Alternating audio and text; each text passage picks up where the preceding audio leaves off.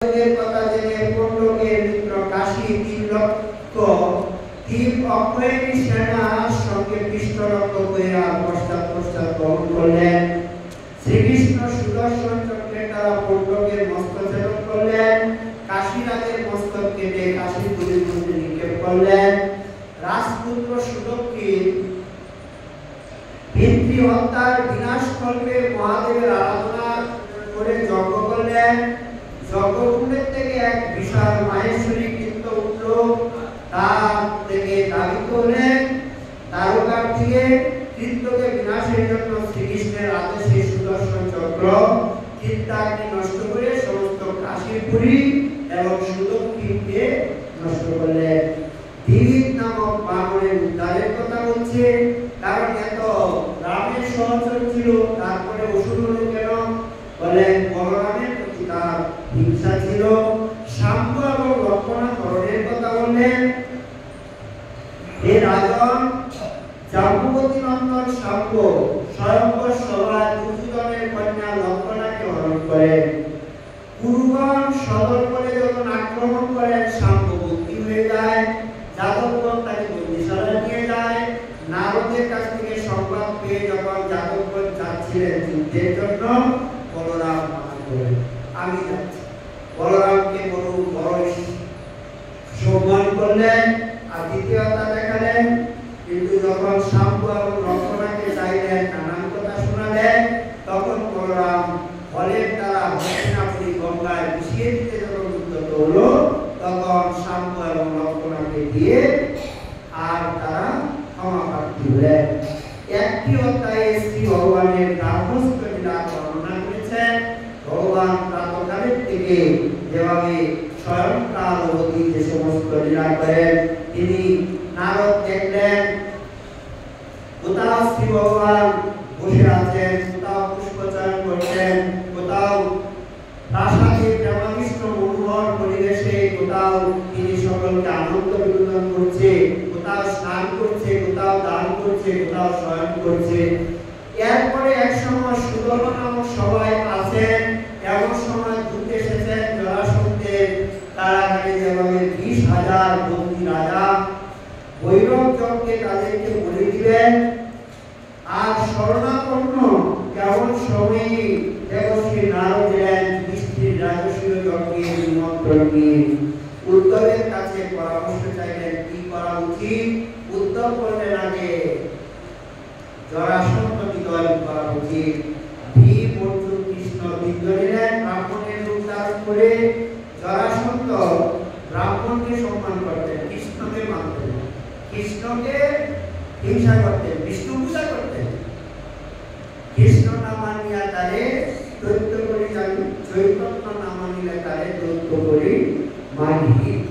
এই জন্য তারপরে যেভাবে অষ্টবিংশ তিথি মানে 28 দিন যুদ্ধ হলো, তারপরে যেভাবে একটা পাতা ছিঁড়ে দেখিয়ে দিলেন, সেইভাবে যেভাবে ভীমসেন করল। জরাসন্ধ বৃহৎ রথের পুত্র ছিলেন, তার পিতা হস্তে কেমন মানে মস্তকটা বলল, পিতা বলল, পুত্র বলল। বলিয়ে জরাসন্ধ উদ্ধারকারী ভগবান কি।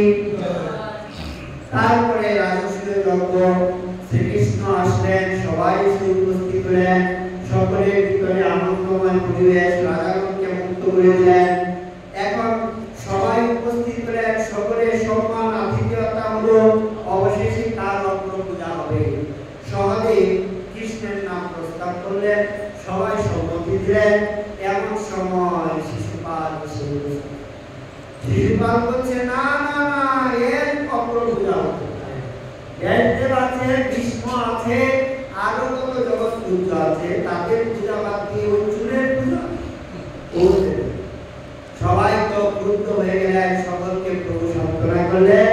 পিসিমাকে কথা দিয়েছিলেন শত অপরাধ ক্ষমা করবেন, শত অপরাধ ক্ষমা হতে সুদর্শন চক্রের দ্বারা তাকে ছেদন করলেন।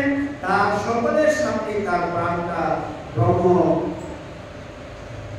গোবিন্দের সঙ্গে যেভাবে সাযুজ্য মুক্তি হলো, গোবিন্দের চরণে এসে আর সে আত্মাটা লীন হয়ে গেল। এইভাবে শিশুপাল উদ্ধারকারী ভগবান কি। তারপরে ধূমধামের সঙ্গে যজ্ঞ আরম্ভ হলো।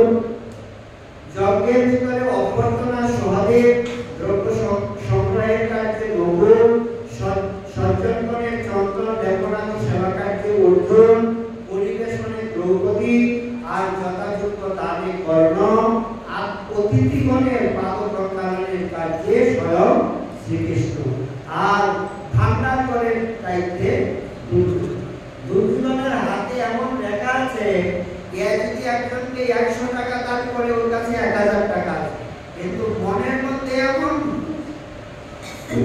ঢুকে আছে, ও তো 1 টাকাও দিবে না, 1000 টাকা 100 টাকা তো করে আসবে তার থেকে অবশ্যই হবে।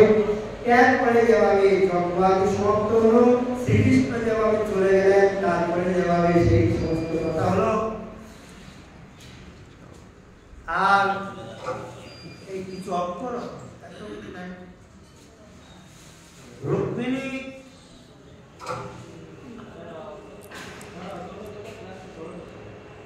একটা দুটো পাখা অফ করতে হবে, চলে যাবে। তারপরে রুক্মিণী হরণের দিন পরাজিত রাজাগণের মধ্যে শান্ত ছিলেন, প্রতিজ্ঞা করেছিলেন পৃথিবীতে যাদব শূন্য করবো, এক মুষ্টি ধুলিকে তপস্যা করবো। কত বড় তপস্যা! এই তপস্যাটা যদি ভগবানের উদ্দেশ্যে করতো, অসুরগণ কিন্তু তপস্যায় কিন্তু এরা দোষ একটাই যে এরা তপস্যা করতে পারে, কিন্তু উদ্দেশ্যটা এদের মহৎ নয়। তারপরে শ্রীকৃষ্ণ তো ছিলেন না, রাজসূয়ের লোকে ছিলেন, অমঙ্গলের চিহ্ন থেকে তারকাপুরীতে গেলেন, আর সেই সৌম্য বিমান নিয়ে যাবে প্রদ্যুম্নের সঙ্গে 27 দিন যুদ্ধ হলো, কৃষ্ণ গিয়ে পতাকাতে সেই বিমানটাকে চূর্ণ করে দিলেন, আর সঙ্গে তাকে মস্তকটা ছেদন করে দিলেন। দন্তবক্র বধের পর দন্তবক্রের পক্ষে পদাঘাত করে আর তাকে বিনাশ করলেন। এই দন্তবক্র বধের পর শ্রীকৃষ্ণ একবার ব্রজে এসেছেন, এই কথা আছে। বলদেবের তীর্থযাত্রা, যেভাবে বলদেব সমস্ত তীর্থে তীর্থে গিয়েছিলেন, ব্রহ্মতীর্থ, সুদর্শন তীর্থ, বিশালা তীর্থ, চক্র তীর্থ, পূর্ব সরস্বতী, ত্রিকূট, বিন্দু সরোবর, এই সমস্ত তীর্থে গিয়েছিলেন। এরপরে যেভাবে বিশারণে এলেন, যিনি পাঠ করছিলেন তিনি ওকে সম্মান করলেন না, রেগে গেলেন, তাকে হত্যা করে দিলেন। মুনিগণ বললেন, আপনি ঠাকুর কাজটা কি করলেন? অবশেষে সেই তার পুত্রকে নেয়ার উগ্রশ্রবাসুরকে বসিয়ে দিলেন। আগে তো মহাসুর ছিল, তারপরে প্রায়শ্চিত্তের বিধান দিলেন তীর্থযাত্রা, আর বলবৎ তত্ত্বকে তিনি যেভাবে নিধন করলেন। এরপরে সুদামা বিপ্র, আমরা একটু সংক্ষেপে যাচ্ছি, এই জন্য এরপরে প্রসঙ্গক্রমে হরিদাস ঠাকুরের কথা আসবে, তো আজকে নির্যাতটা একটু আলোচনা করতে হবে। কৃষ্ণস্য আশীত যথা ক্বচিৎ, কৃষ্ণস্য আশীত সখা ক্বচিৎ, ব্রাহ্মণ ব্রহ্মবিদ্যম বিরক্ত ইন্দ্রিয়ার্থেষু প্রশান্তাত্মা জিতেন্দ্রিয়।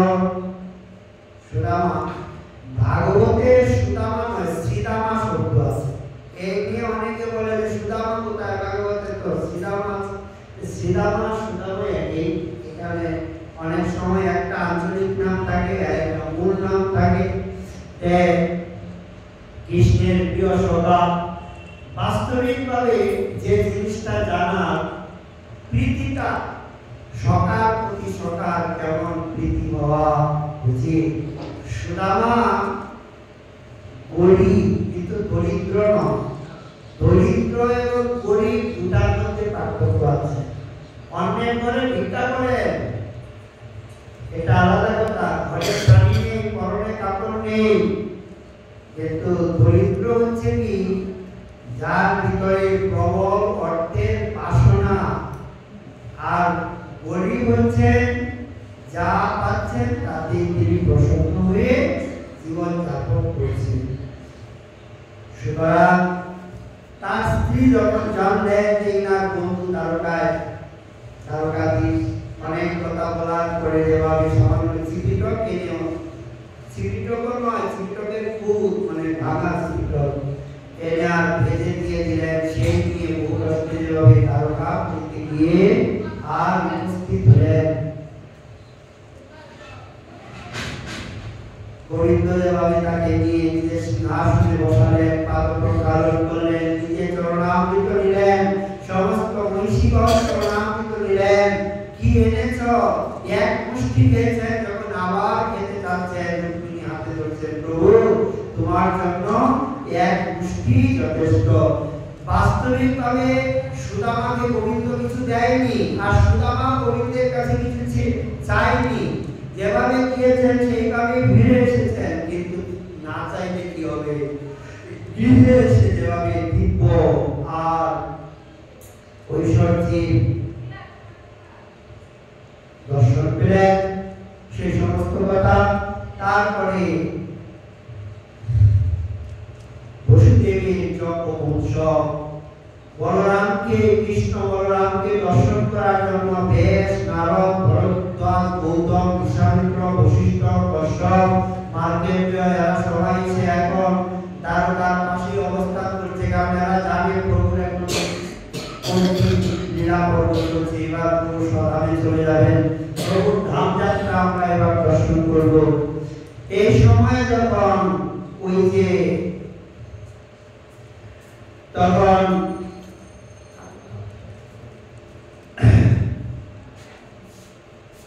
সবাই যখন এসেছেন, সেই সময় বসুদেব মহাশয় আর সমস্ত মুনিগণের বন্দনা করলেন,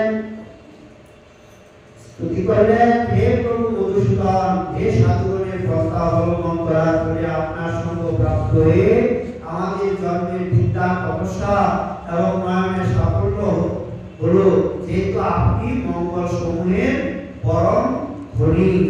মুনিগণ কৃষ্ণের স্তুতি করে নিজ নিজ আশ্রমে গমনোদ্যত হলে বসুদেব বিনীতভাবে জিজ্ঞাসা করলেন, যে প্রকার কর্মানুষ্ঠানের দ্বারা মানুষের কর্মবন্ধন নাশ হয় তা আমাকে বলুন। তার উত্তরে মুনিগণ তাকে ঋষিগণ, পিতৃগণ, দেবরীর সুদের জন্য বানপ্রস্থিত থেকে যে বললেন সেই পরামর্শ।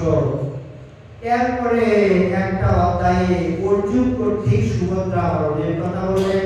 তার অর্জুন যেভাবে দিন যাপন করতে করতে আর গিয়ে দ্বারকায় উপস্থিত হলেন, বলরামের ইচ্ছা সুভদ্রাকে দুর্যোধনের হাতে দিতে। কৃষ্ণ মানা করছে, কিন্তু কেউ শুনছে না। অবশেষে যেভাবে অর্জুনকে শিখিয়ে দিলেন, আর সুভদ্রাও চাচ্ছিল অর্জুনকে, সুভদ্রায় রথ দিয়ে যেভাবে অর্জুনকে নিয়ে গেলেন ইত্যাদি কথা। এই তোমার মাতামহী এই কথা বললেন। এরপরে বেদস্তুতির প্রসঙ্গ, অর্থাৎ পরীক্ষিত জিজ্ঞাসা করলেন, হে ভগবান ব্রহ্মণ, কার্য এবং কারণ দুইয়ের অধীন এই অবস্থায় স্তুতি সকল নির্গুণ ব্রহ্মের প্রতিপাদন কেমন ভাবে করে থাকেন তা আমাকে বলুন। সমস্ত স্তুতিগণ যেভাবে সেই নির্গুণ ব্রহ্মের আর উপাস্য উপাসনা করতে বর্ণনা দিয়েছেন। এই স্তুতি বাক্যে দেখা যাচ্ছে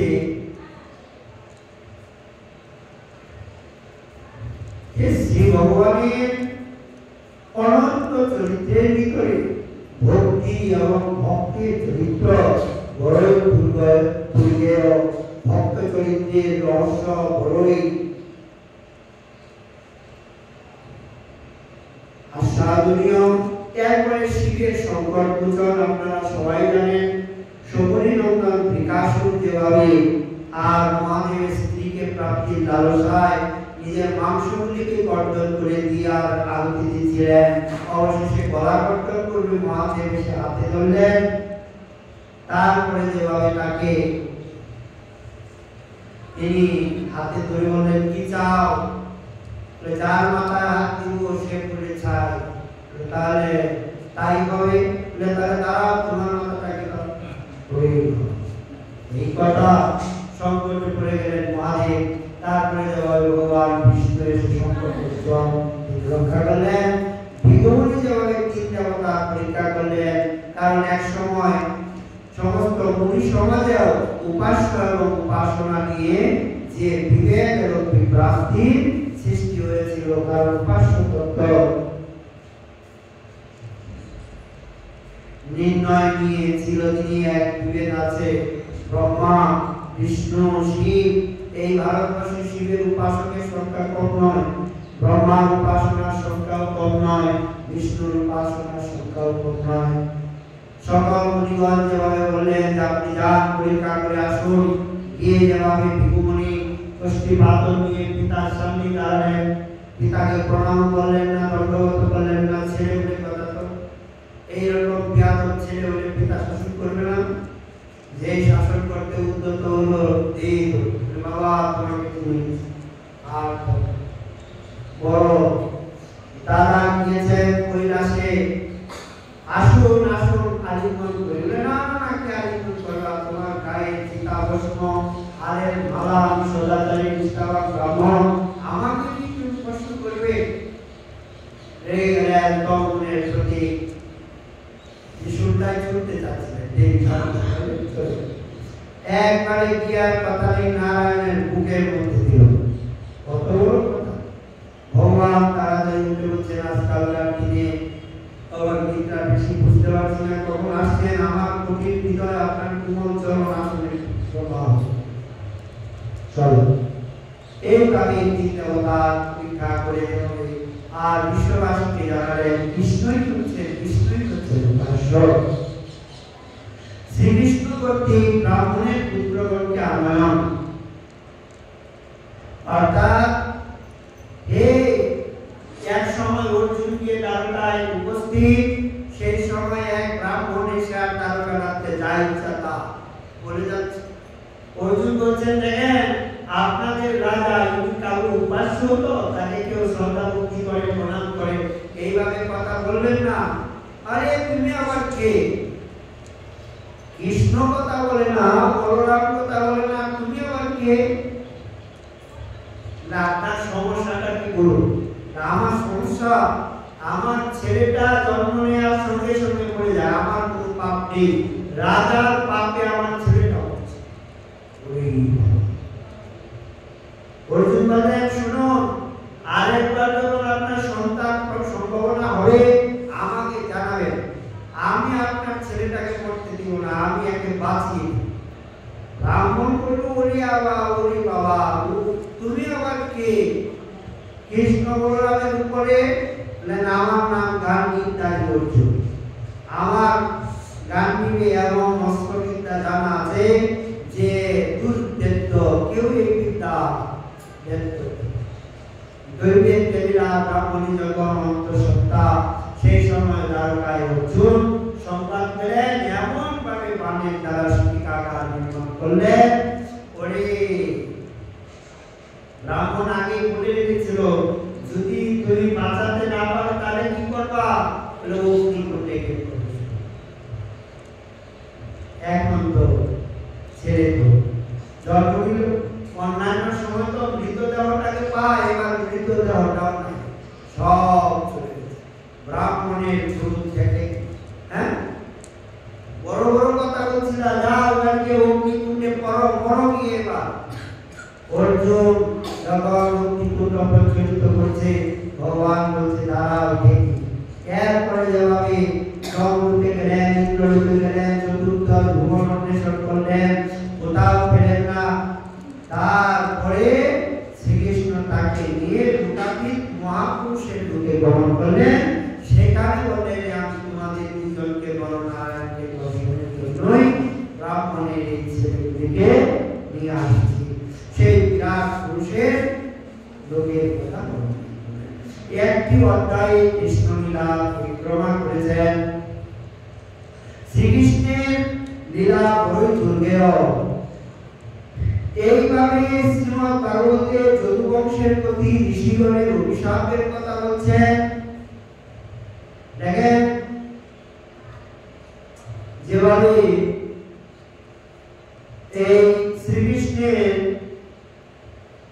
বংশের উপরে অভিশাপ নেমে এলেন। অভিশাপ আসার কারণ কি? অর্থাৎ অন্তঃসত্ত্বা সাজিয়ে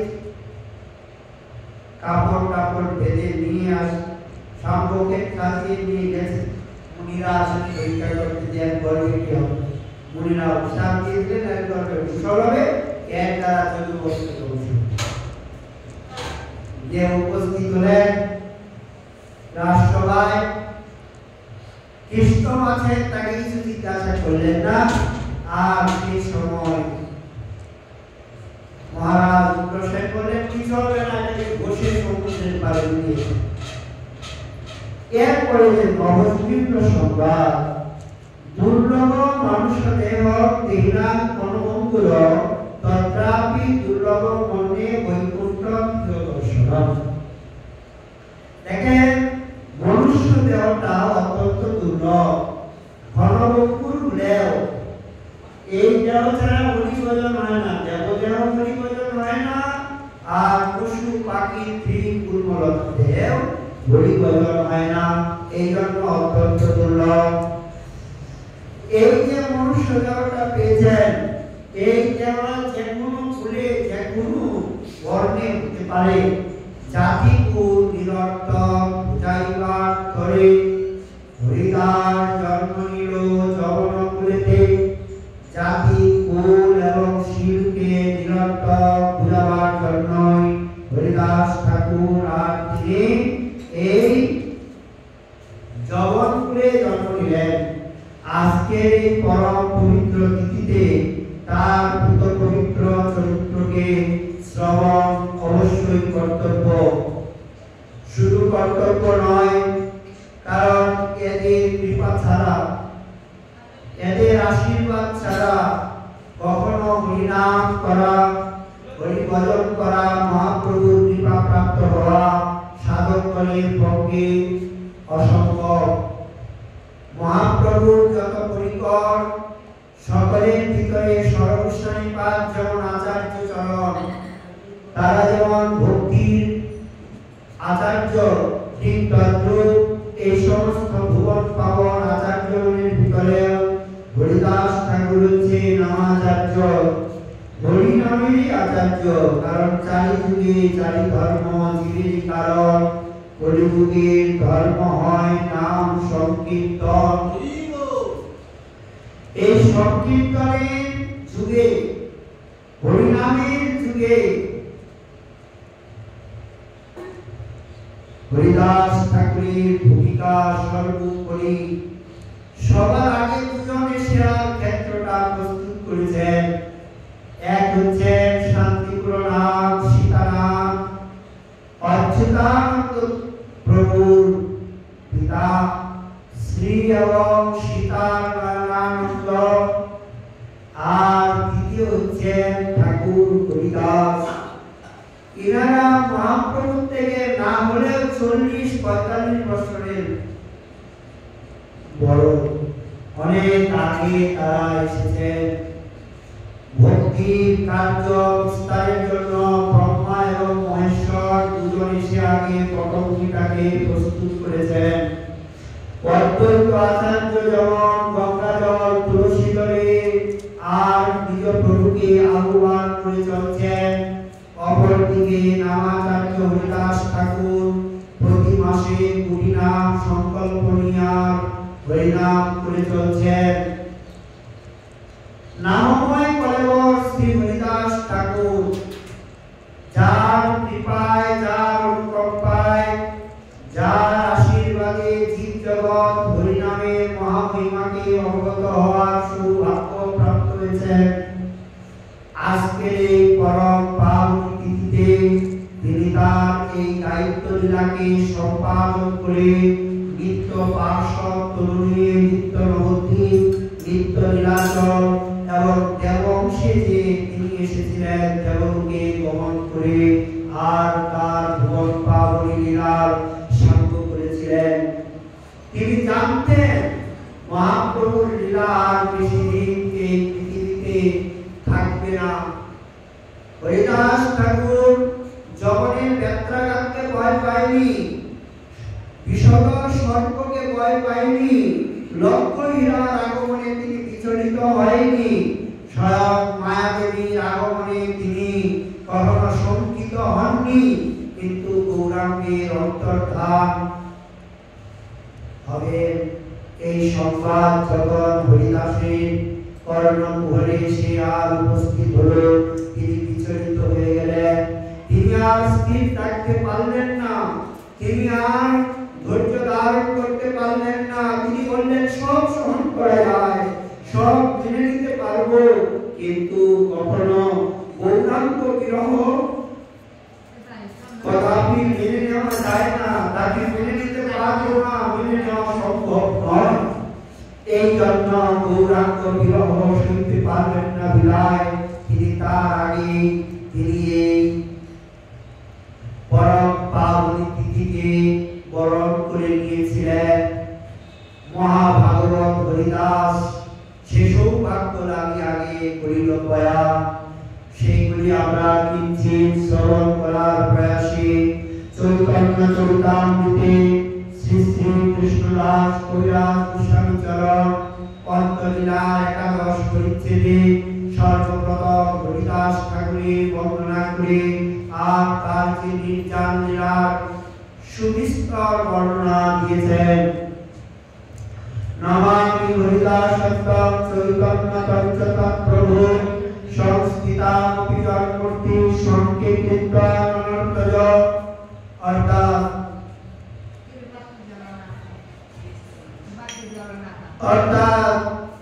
নমামি হরিদাসত্তম সর্বাগ্রে হরিদাসের বন্দনা করলেন, কারণ দাসের সেবিলে সে কৃষ্ণ ভক্তি পায়।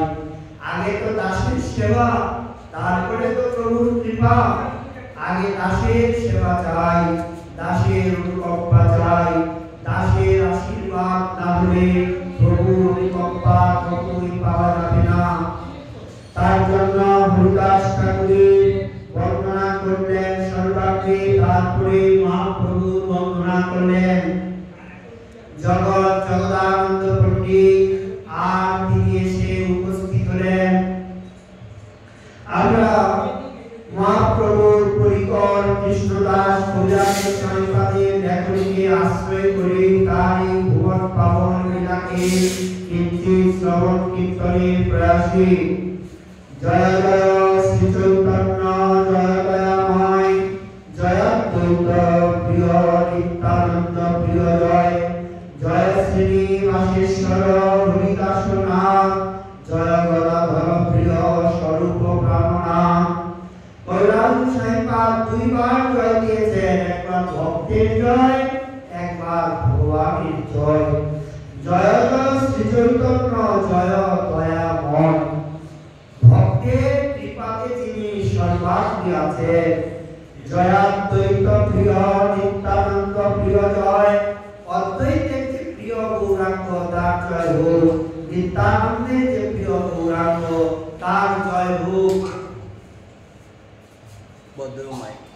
জয় জয় জয় গদাধর প্রিয় স্বরূপ প্রাণনাথ জয় কাশীশ্বর প্রিয় জগদানন্দ প্রাণেশ্বর জয় রূপ সনাতন রঘুনাথেশ্বর জয় হোক শ্রী গদাধর পণ্ডিতের প্রিয় প্রাণবন্ধু গৌরাঙ্গী জয় হোক স্বরূপের প্রাণনাথের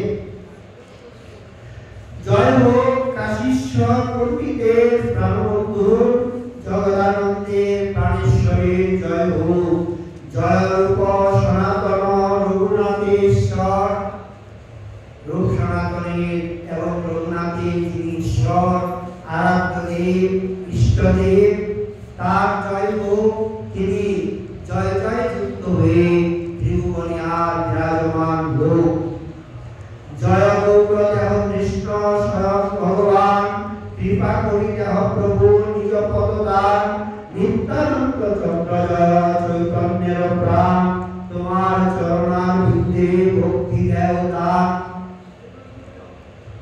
জয়াদ্বৈত চন্দ্র চৈতন্যের রাজ্য সচরণে ভক্তি দেও জয়াদ্বৈত আচার্য জয় গৌর ভক্তবৃন্দ গৌর জয় প্রাণ সর্বভক্ত বিনিময়ে ভক্তি দেও দান। জয় রূপ সনাতন শ্রী রঘুনাথ রঘুনাথ গোপাল ভট্ট জয় গুরু প্রাণনাথ। এই সবের প্রসাদে দেখি চৈতন্য গুণ চলছে চলছে কি আপন পাবন। যেন তেন প্রকারে দেখা, যেন তেন প্রকারে বলা, যেভাবেই বলেন যেভাবেই লিখেন নিজেকে পবিত্র করে দিবে। এমনই এদের চরিত্রের মহামাধুরী, এমনই এদের ভুবন মঙ্গল চরিতামৃত সিন্ধু শ্রবণ কীর্তনের গরিমা। এই মত মহাপ্রভুর নীলাচলে বাস, সঙ্গে ভক্ত লইয়া কীর্তন বিলাস। দিনে নিত্য কীর্তন ঈশ্বর দর্শন, রাত্রে রায় স্বরূপ শুনে রস আস্বাদন। এই মত মহাপ্রভুর সুখে কাল যায়, কৃষ্ণের বিরহ বিকার অঙ্গে নানা হয়। দিনে দিনে বাড়ে বিকার, রাত্রে অতিশয়, চিন্তা উদ্বেগ প্রভাবাতি যত শাস্ত্রে কয়। স্বরূপ কুশায়া রামানন্দ রায়, রাত্রি দিন করে দুহে প্রভুর সহায়। স্বরূপ দামোদর রামানন্দ রায় এরা রাত্রি দিন প্রভুর লীলার সহায়তা করছে, প্রভুর লীলাকে পুষ্ট করছেন। এর ভিতরে একটি ঘটনার বর্ণনা কৈলাস গোসাই পাঠ দিয়েছেন। যখন থেকে জগদানন্দ এসেছেন, পত্রখানা এনে আর মহাপ্রভুর কাছে দিয়েছেন অদ্বৈতের দরজা। ভক্তগণ তার অর্থ ঠিক বুঝতে পারেনি। সকলেই জিজ্ঞাসা করলেন, মহাপ্রভু যথার্থ অর্থ বলে দিলেন, কিন্তু তার মর্ম কেউ নিরূপণ করতে পারলেন না। প্রভু এত দূর বলে দিলেন, আচার্য আগম শাস্ত্রে বড় পণ্ডিত, দেবতাকে আহ্বান করে পূজার জন্য পূজান্তে দেবতাকে বিসর্জন করে দেয়। অর্থাৎ অদ্বৈতের আহ্বানেই তো এসেছি। অদ্বৈত হুঙ্কারে সুরধ্বনি তীরে আইল নাগর রাজ, তাহার প্রীতিতে আইল তুলিতে উদয় নদিয়া মাস। সেই অদ্বৈত এখন আমাকে বিদায় দিয়েছেন। এখন আর বাজারে প্রেম বিক্রি হচ্ছে না। বাউলকে গিয়ে বলবা, বাউল এই কথাটা বলে দিয়েছে, হাটে আর চাউল বিক্রি হচ্ছে না। সেই দিন থেকে প্রভুর দ্বিগুণ বিরহ। সকল ভক্তগণ দেখলেন প্রভু সম্পূর্ণ অন্তর্মনা, তার হৃদয় সম্পূর্ণ উদাসীন। এর ভিতরে সংবাদ প্রতিদিন পায়। গোবিন্দ চিরদিন প্রভুর সেবার জন্য যেমন দায়িত্ব প্রাপ্ত, সেই রকম হরিদাসের সেবায় সে দায়িত্ব প্রাপ্ত। মহাপ্রভুর কাছ থেকে তিনি নিত্য প্রসাদ নেওয়া হরিদাসকে দেন। একদিন গোবিন্দ মহাপ্রসাদ লইয়া হরিদাসে দিতে গেলায় আনন্দিত হইয়া। একদিন গোবিন্দ মহাপ্রসাদ দিয়ে আর ঠাকুর হরিদাসকে যেভাবে দিতে এলেন, দেখে হরিদাস ঠাকুর করিয়াছে শয়ন, মন্দ মন্দ করিতেছে সংখ্যা সংকীর্তন। হরিদাস ঠাকুর জিহ্বায় মৃদুমন্দ সংখ্যা সংকীর্তন করছে। গোবিন্দ মহাপ্রসাদ নিয়ে এসে আর সেখানে উপস্থিত। গোবিন্দ কহে উঠাসি করভূজন। গোবিন্দ বলছে, ঠাকুর তাড়াতাড়ি উঠো, প্রসাদ নিয়ে এসেছি, ভোজন করতে হবে তো, বিলম্ব করলে হবে না। হরিদাস কহে আসি পরিমলঙ্কর। হরিদাস ঠাকুর বলছেন, আজকে আমার দ্বারা প্রসাদ খাওয়া হবে না গোবিন্দ, প্রসাদকে আজকে লঙ্ঘন করতে হবে। হরিদাস বলছে, কেন? আজকে তো কোনো ব্রত উপবাস নিয়ম কানুন কিছুই নেই, বিনা কারণে আপনি মহাপ্রসাদকে কেন উপেক্ষা করবেন? হরিদাস ঠাকুর তখন বলছে, গোবিন্দ তুমি বুঝতে পারবে না, আজকে আমার জন্য মহান নিয়ম, মহান ব্রতের সংকটে আমি পড়েছি। সারা জীবন যে ব্রত আমি পালন করে আসছি সংকল্পপূর্বক, সেই ব্রত আজকে সংকটে পড়েছে। আজকে আমার সংকল্প পূর্ণ হয়নি, নিয়ম আমি আজকে পালন করতে পারিনি, কি করে আমি মহাপ্রসাদ ভোজন করব? তুমি বলো। সংখ্যা কীর্তন পুরে নাহি কেমতে খাইব, মহাপ্রসাদ আনিয়াছ কেমনে উপেক্ষিব। আমার সংখ্যা পূর্ণ হচ্ছে না, আর তুমি মহাপ্রসাদ দিয়ে এসেছ, আমি কেমন করে খাবো? আবার কেমন করে বা উপেক্ষাই করব। হরিদাস ঠাকুর বড় বিচক্ষণ, বিদগ্ধ, সর্বশাস্ত্রে সুপণ্ডিত, বয়নশীল, সিদ্ধ, নিত্য সিদ্ধ পরিকর। তার আচরণ কখনোই অশাস্ত্রীয়, অসংগত, অনীতিমূলক হতেই পারে না। সেই জন্য ঠাকুর হরিদাস এক গ্রন্থ লইয়া গৃহ করিল বক্ষণ, এক কণিকা প্রসাদ নিয়ে আর তিনি ওজন করলেন এক কণিকা নিয়ে আর তিনি যখন ওজন করলেন, মাতৃ সচিবের না ভজনের নিয়ম, না ভজনের নিয়ম।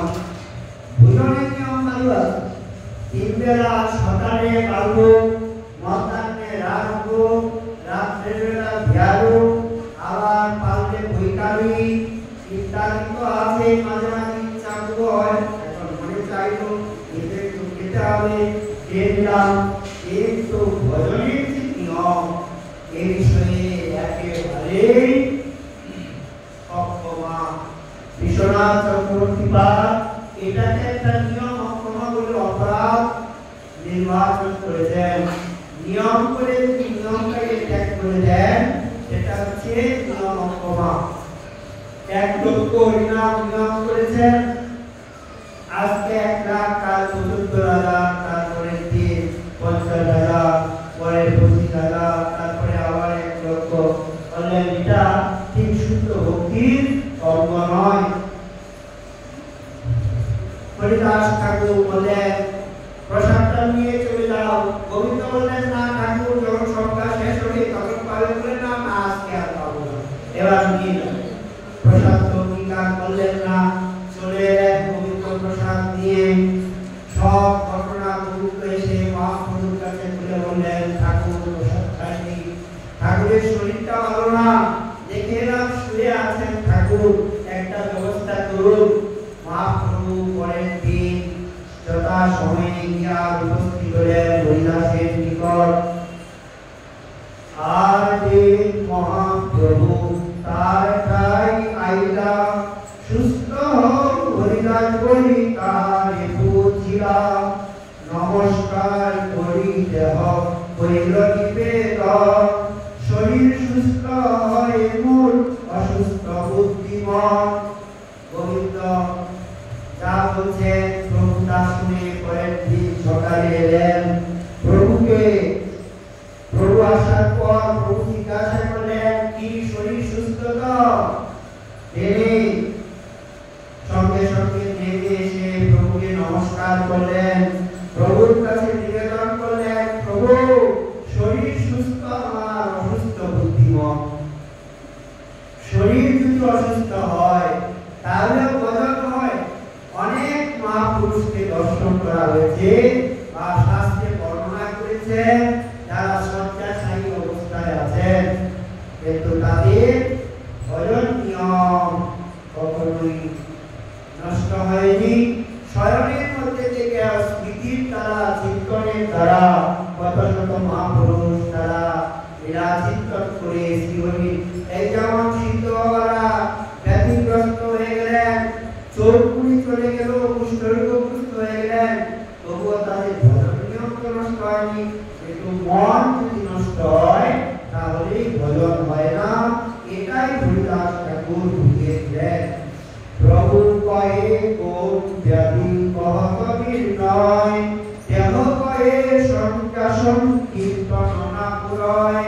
প্রভু বলছেন কোন ব্যাধিটা হয়েছে আমাকে বলো, বলতে পাঠানো চিকিৎসা হবে, তারপরে তুমি সুস্থ হয়ে যাবে।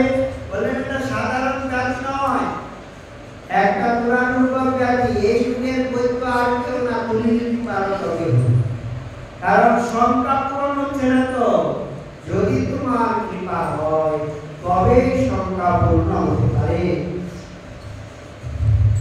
মহাপ্রভু ব্যাধি যখন তত্ত্ব বুঝলেন তখন তিনি নিজে তার ঔষধটা সঙ্গে সঙ্গে দিয়ে দিলেন। তোমার এই রূপ, তোমার জন্য এই করণীয়। প্রভু বলছেন, প্রভু কয়ে বৃদ্ধ হইলা সংখ্যা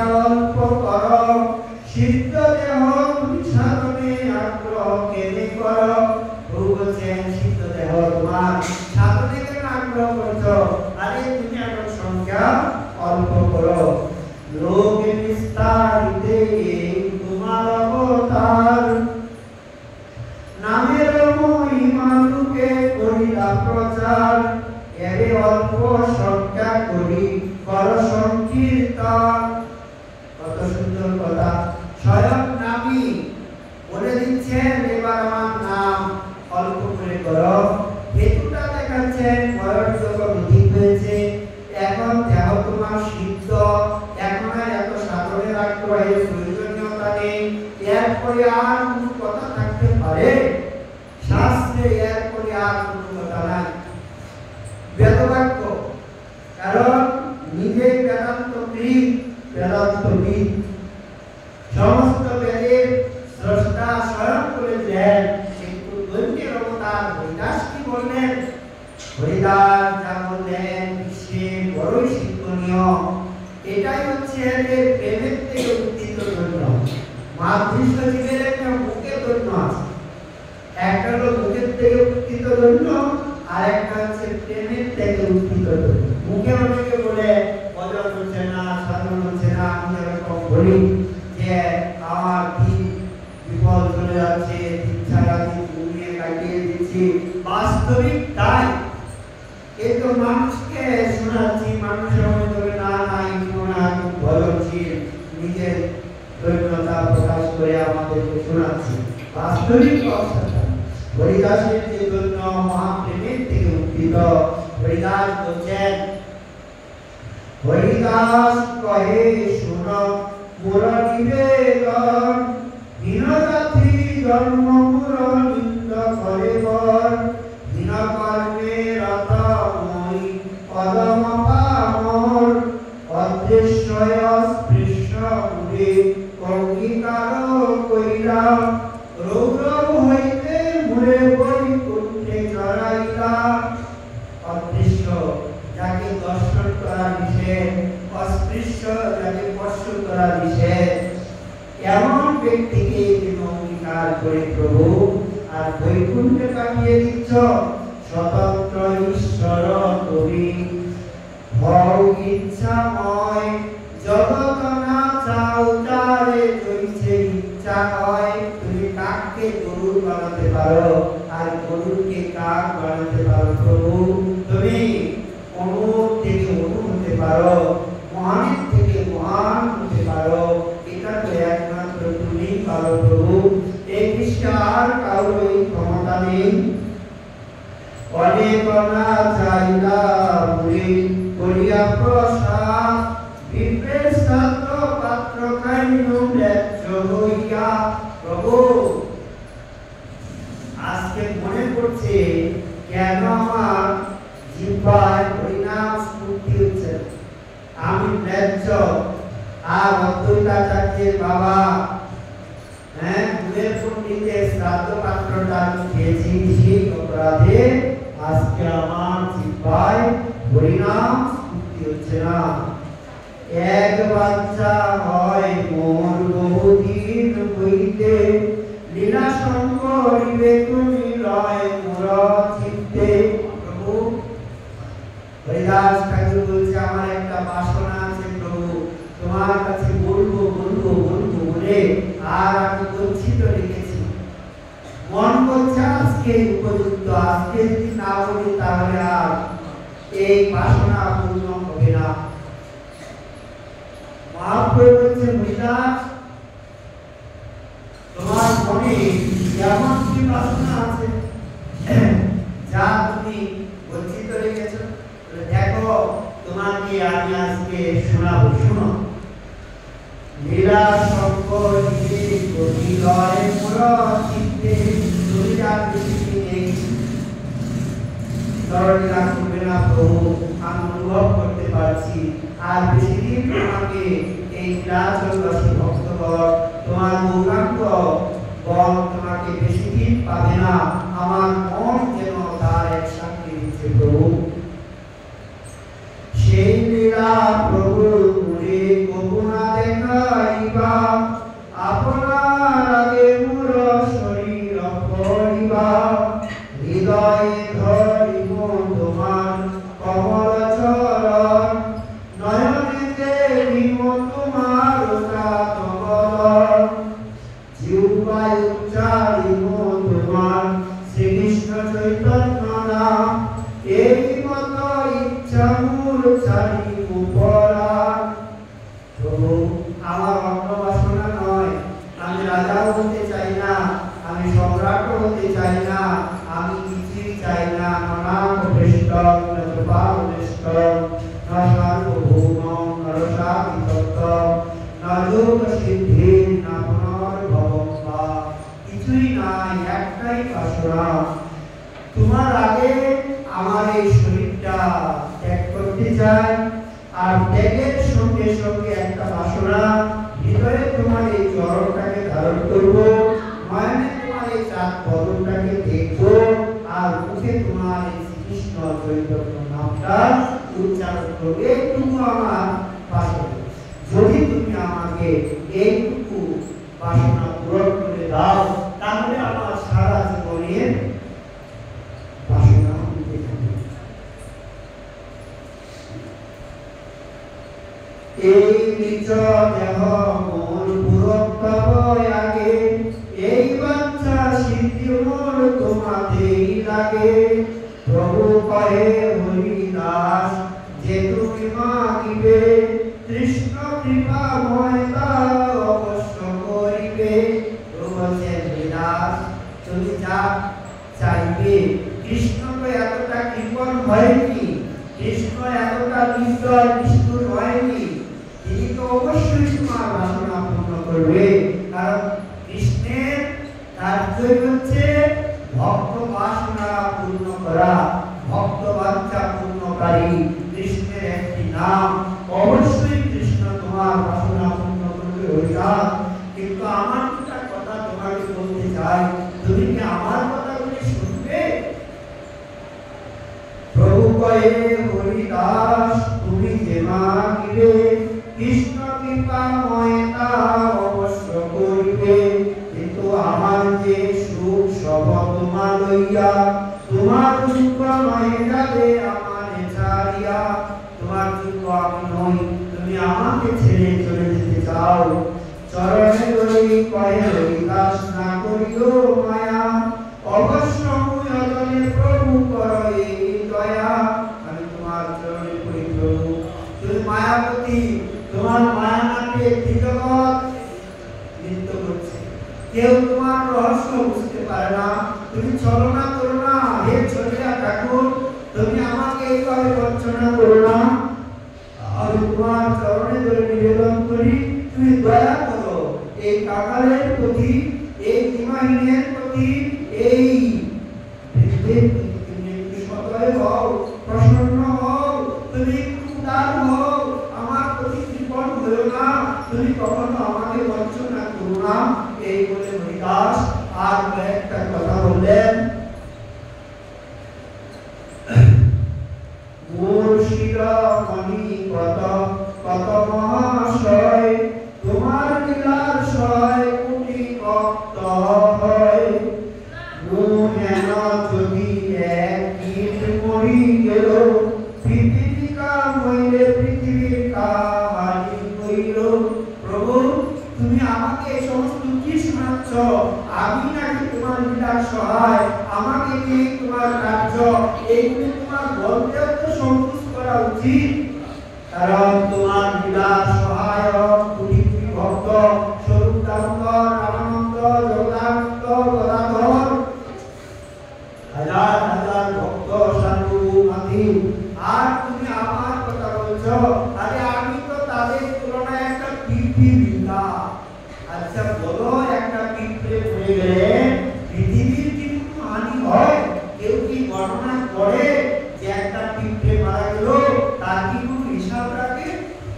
এতটা দুর্গন্ধ পরিকর গণিত নির্মল, এতটাই তারা নিজেদেরকে অযোগ্য অস্পৃশ্য মনে করেন, এতটাই তারা নিজেদেরকে অনধিকারী বলে আর মনে করেন। ভক্তবৎসল প্রভু সেই দিন আর কথা বলেন না, এত দূরে কথা হলো। পরের দিন প্রাতকালে ঈশ্বর দর্শন করে আর হরিদাসকে দর্শন করার জন্য অতি শীঘ্র এসে আর উপস্থিত হলেন। প্রাতকালে ঈশ্বর দেখি সব ভক্ত লইয়া, হরিদাসে দেখিতে আইলা শীঘ্র করিয়া। হরিদাসের আগে আসিলা দর্শন, হরিদাস বন্দিলা প্রভু আর কৃষ্ণ বচন। প্রভু কহে হরিদাস কহ সমাচার, হরিদাস কহে প্রভু জিয়া তোমার। তোমার সিদ্ধান্তে পরিবর্তন হয়েছে কিনা? তা আমাকে বলো। কিন্তু কে তার কথা শুনে? প্রভু জানে হরিদাস চিরদিন দৃঢ় প্রতিজ্ঞ। এই জন্য হরিদাসের অঙ্গনে প্রভু আর ভুবন মঙ্গল সংকীর্তন শুরু করলেন। অঙ্গনে আর অঙ্কিলা প্রভু মহাসংকীর্তন, বক্রেশ্বর পণ্ডিতা করে ননর্দন, স্বরূপ গোসাই আদি যত মহাপ্রভুর গণ, হরিদাসে বেরি করে নাম সংকীর্তন। স্বরূপাদি ভক্তগণ হরিদাসকে পরিক্রমা করতে করতে আর ভুবন মঙ্গল হরিনাম করছেন। রামানন্দ সার্বভৌম সবার অগ্নিতে হরিদাসের গুণ প্রভু লাগিলা কইতে, হে রামানন্দ, হে সার্বভৌম, তোমরা হরিদাসকে কেরকম জানো? হরিদাসের রহস্যটা তোমাদের এখনো অবগত হতে পারোনি। শুনো তাহলে সেই জেলাপুরের জঙ্গলের ঘটনা, সেই আদি সন্ত গ্রামের কথা, সেই পূজার কথা, সেই প্রবন্ধকের নাম প্রেম প্রচার লীলা, সেই সমস্ত মায়াদেবী পরীক্ষা সব প্রভু ধীরে ধীরে সব ভক্তগণের সামনে আর বলতে লাগলেন। সামান্য নয়, হরিদাসের ও প্রভু লাগিলা কহিতে, হরিদাসের গুণ কহিতে হইলা পঞ্চম, কহিতে কহিতে প্রভু বারে মহাসুখ। এতদিন ভক্তই ভগবানের মহিমা কীর্তন করেছেন, আজকে ভগবান ভক্তের মহিমা কীর্তন করছে। ভক্তের মহিমা কীর্তন করতে করতে ভগবান পঞ্চমুখ হয়ে গেলেন। তাদের হৃদয়টা কাঁপছে। সুতরাং সবাই বিস্ময় বিস্মারিত নেত্রে আর তারা সবাই হরিদাসের দিকে তাকাচ্ছেন। সর্বভক্ত বন্দে হরিদাসের আচরণ, সব ভক্তগণ এইরকম রীতি, এইরকম দুর্লভ বস্তু আমাদের কাছে ছিল, এইরকম পরস্পরই আমরা অনুভব করতে পারিনি। আহা আহা, এই বলে সবাই আজ হরিদাস ঠাকুরের চরণ বন্দনা করতে লাগলেন। হরিদাস নিজাকৃতে প্রভুরে বসাইলা, নিজ নেত্র দুই বৃক্ষ মুখ পদ্মে দিলা, সহৃদয়ে আনি ধরি প্রভুর চরণ, সর্বভক্ত পদরে মস্তক ভূষণ।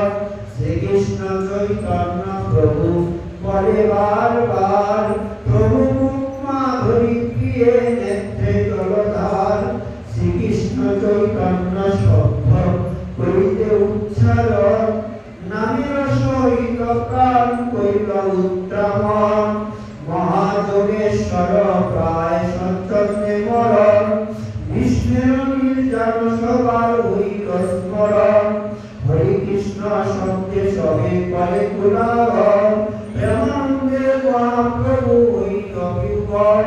হরি বল।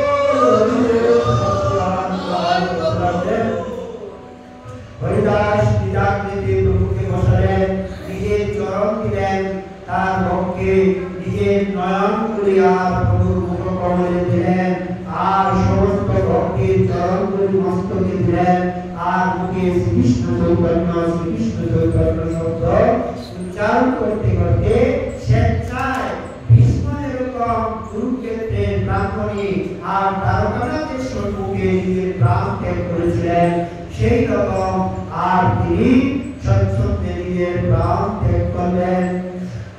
এইরকম ভক্তকে পেয়ে প্রভু কি আর স্থির থাকতে পারেন? মহাপ্রভু কি করলেন?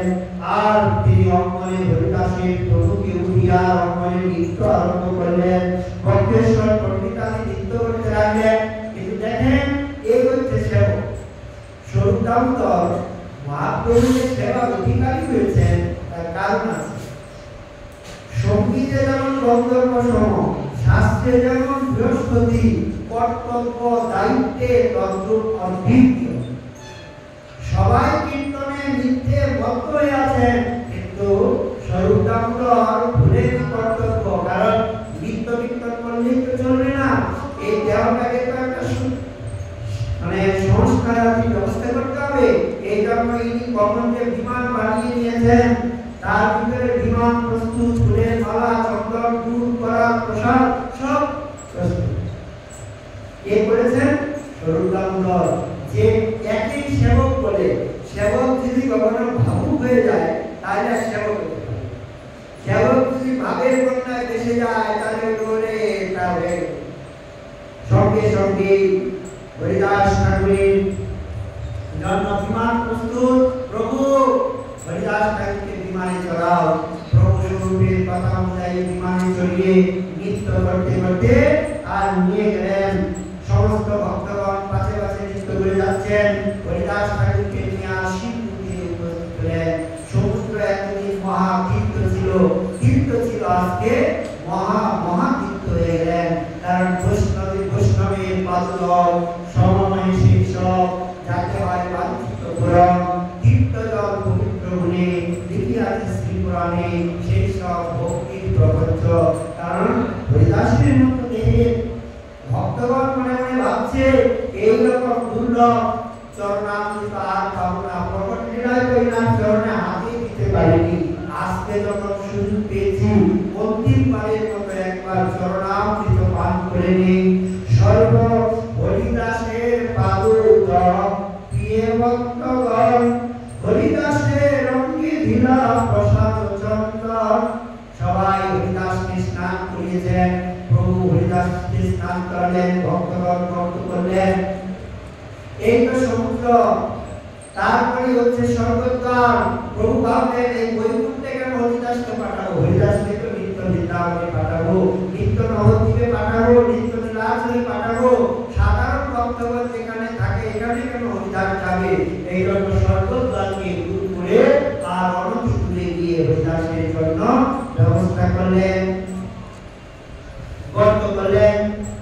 দূর করার প্রসাদ বস্ত্র অঙ্গেতে দিলাম, বালুকার গর্ত করি তাই শুয়াইলাম।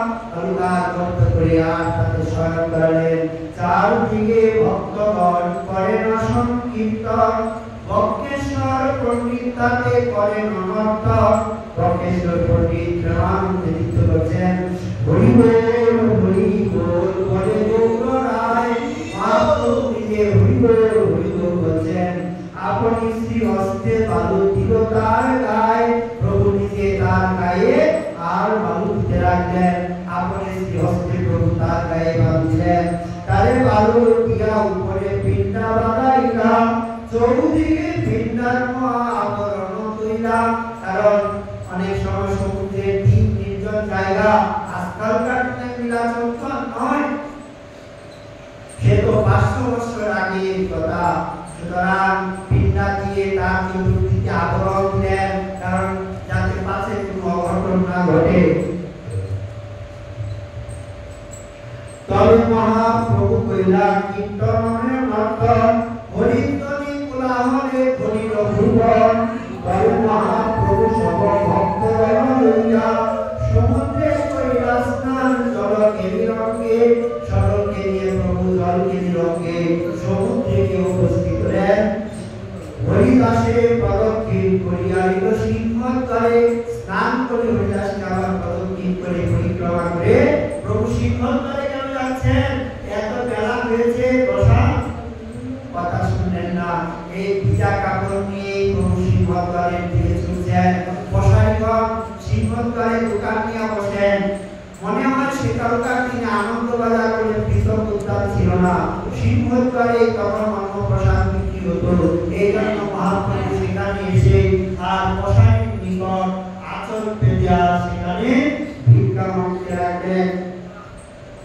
সিংহদ্বারে আসি প্রভু বসাইয়ের ঠাই, আচল পাতিয়া ভিক্ষা মাগিল তাই। প্রভু ভিখারি তো মনে মনে চিন্তা করলেন, আমি তো সন্ন্যাসী, আমার কাছে তো কিছু নেই, হরিদাসের মৌসুমটা কি করে করব?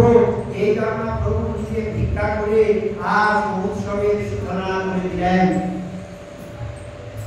বলছেন হরিদাস ঠাকুরের মহোৎসবের তরে প্রসাদ মাগিয়ে ভিক্ষা দেহ আমারে। হরিদাস ঠাকুরের আমাকে ভিক্ষা দাও। শুনিয়া পশারি সব চাঙ্গারা উঠাইয়া প্রসাদ দিতে আসে তারাই আনন্দিত হইয়া।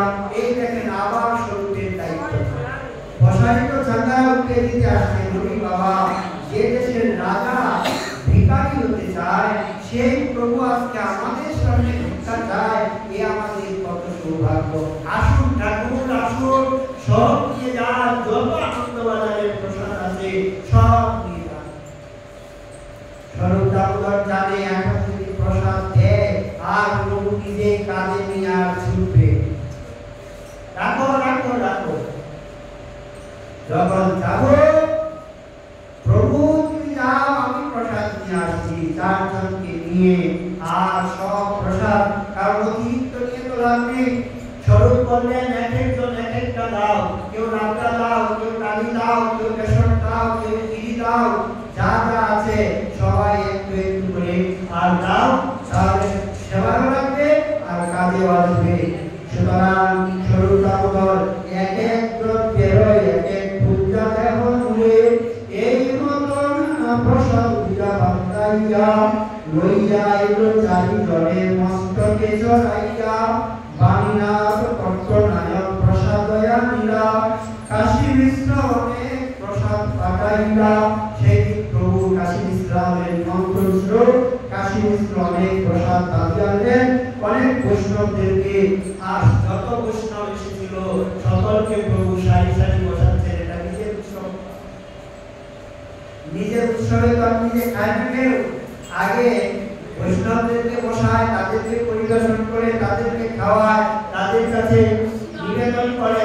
প্রভু তন্ত্র সকলকে বসালেন, সকলকে সারি সারি বসিয়ে আর প্রভু পরিদর্শন করতে শুরু করলেন।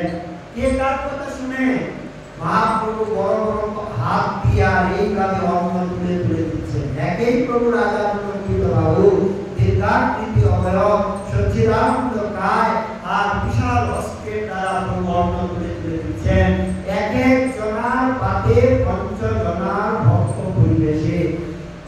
স্বরূপ বলছে প্রভু তুমি এইরকম ভাবে আর পরিবেশন করলে কেউ তো পাচ্ছে না, তুমি তো প্রসাদ পাও, বসো তবে আমরা পরিবেশন করি।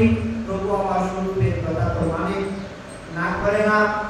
স্বরূপ তখন চারজনকে নিয়ে পরিবেশন করতে শুরু করলেন। স্বরূপ, জগদানন্দ, কাশীশ্বর, শঙ্কর আর স্বরূপকে বসিয়ে দিলেন।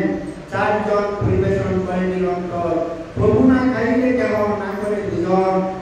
প্রভুরে সেদিনে কাশী মিশ্রের নিমন্ত্রণ, আপনে কাশী মিশ্র আইলা প্রসাদ লইয়া প্রভুরে ভিক্ষা করাইল আগ্রহ করিয়া। পুরী গোসাইয়ের সঙ্গে প্রভু ভিক্ষা করিলা, সকল বৈষ্ণব ভাবে ভূজন করিলা, আকণ্ঠ করিয়া করাইল ভূজন। দেখো দেখো বলি প্রভু বলে প্রভু বসেছেন কিন্তু মনটা শান্ত নেই। আরে দাও, এই জগদানন্দ একে রাবড়া দাও, ওকে ক্ষীর দাও, ওকে বেসন দাও, ওকে লক্ষ্মী ফুল দাও। এইরকম প্রভু বসে আছেন, নিজের প্রসাদের প্রতি ধ্যান নেই, ভক্তগণকে পরিবেশন করার জন্যই বারবার আর তিনি চিন্তা করতে লাগলেন। আচ্ছা এখন কথা হলো প্রসাদ তো হলো, এখন বৈষ্ণবরা শূন্য হাতে বাড়িতে যাবে, ডান হাতের কাজ হয়েছে, একটু বাম হাতেরও কাজ চাই। এই জন্য বাম হাতের কিছু কাজ প্রভু দিয়ে দিচ্ছেন। মাল্য চন্দন প্রভু সবাইকে পড়ালেন আর প্রেমাবিষ্ট হইয়া প্রভু বর দান করিল। প্রেমাবিষ্ট হইয়া বর দান দিচ্ছেন। বলছেন কি হরিদাসী বিজয় উৎসব, যে কইল দর্শন, যে ইহা নিত্য কইল, যে কইল কীর্তন, যে তারে বালুকা দিতে কইল গমন, তার মধ্যে মহোৎসবে যে কইল ভূজন। অচিরে সভাকার হরে কৃষ্ণ প্রাপ্তি, হরিদাস দর্শনে রইছে হয় শক্তি। অদ্ভুত কথা। মহৎ হরিদাস ঠাকুরের প্রাপ্তির সময়ে তিনি উপস্থিত থাকতে পারলেন, মহাভাগ্যের কথা। কীর্তনে গণিষ্ঠে যদি উপস্থিত হন তাও মহাভাগ্যের কথা, সেটাও হয়নি। অন্তরে কান্না দেওয়ার সময় উপস্থিত হয় তাহলেও মহাভাগ্য বলে তাও পানিনি, অন্তত পক্ষে ভান্ডারা হচ্ছে, প্রসাদ পাচ্ছে, সেই সময় যদি যাওয়া হয় অচিরেই আসবার হবে কৃষ্ণ প্রাপ্তি। হরিদাস দর্শনে রয়েছে হয় শক্তি, কৃপা করি কৃষ্ণ মনে দিয়াছিল সঙ্গ, স্বতন্ত্র কৃষ্ণের ইচ্ছা সঙ্গ হইল ভঙ্গ। হরিদাসের ইচ্ছা তবে হইল চলিতে, আমার সকতি তারে নারিল রাখিতে।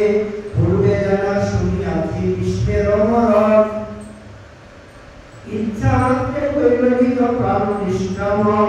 হরিদাস আজ ছিলা পৃথিবী শিরোমণি, তাহা বিনা রত্ন শূন্য হইল মেদিনী। জয় জয় হরিদাস গুণ কর হরিধ্বনি, এত বলি মহাপ্রভু নাথে মহাপ্রভু। সবে গায়ে জয় জয় জয় হরিদাস, নামের মহিমা দেহ করিলা প্রকাশ। সবে মহাপ্রভু সভা ভক্তে বিকাইলা, বৈষ্ণব বিষাদে প্রভু বিশ্রাম করিলা। এই তো কহিল হরিদাসের অভিজয়, যাহার শ্রবণে কৃষ্ণে ছিল ভক্তি হয়। চৈতন্যের ভক্ত বাৎসল্য ইহাতেই জানি, ভক্ত বাঞ্ছা পূর্ণ করিল বেশি শিরোমণি। শেষকালে দিল তারে দর্শন স্পর্শ, তারে গুণে করি করিল আপনি কর্তন। আপনি শ্রী হস্তে কৃপায় তারে বালু দিয়া, আপনি প্রসাদ মাগি উৎসব কইলা। মহাভাগবত পরম বিদ্বান, শ্রী সৌভাগ্য রাগিয়া গে করিলা পয়ার। চৈতন্য চরিত্র এই গণ্ডুতের সিন্ধু, কর্ণপণ চিত্ত করে যাবে এক বিন্দু। শ্রদ্ধা করি শুনে এই চৈতন্য চরিত্র, শ্রীরূপ রঘুনাথ পদে যারাস। চৈতন্য চরিতামৃত করে কৃষ্ণ দাস। মহাপ্রভু দুই ভাগবত সঙ্গে করা সাক্ষাৎকার, এক ভাগবত বড় ভাগবত শাস্ত্র, আর এক ভাগবত ভক্ত ভক্তি রসের পাত্র। এই দুই ভাগবত দিয়া তার রস, তার প্রেমে তিনি প্রসিদ্ধ হয়েছেন। এই জন্য মহাপ্রভু যখন প্রকাশানন্দের সঙ্গে সাক্ষাৎকার হলো, বললেন সন্ন্যাসীর ধর্ম হয় নর্তন কীর্তন, তাহা ছাড়ি কেনে কর।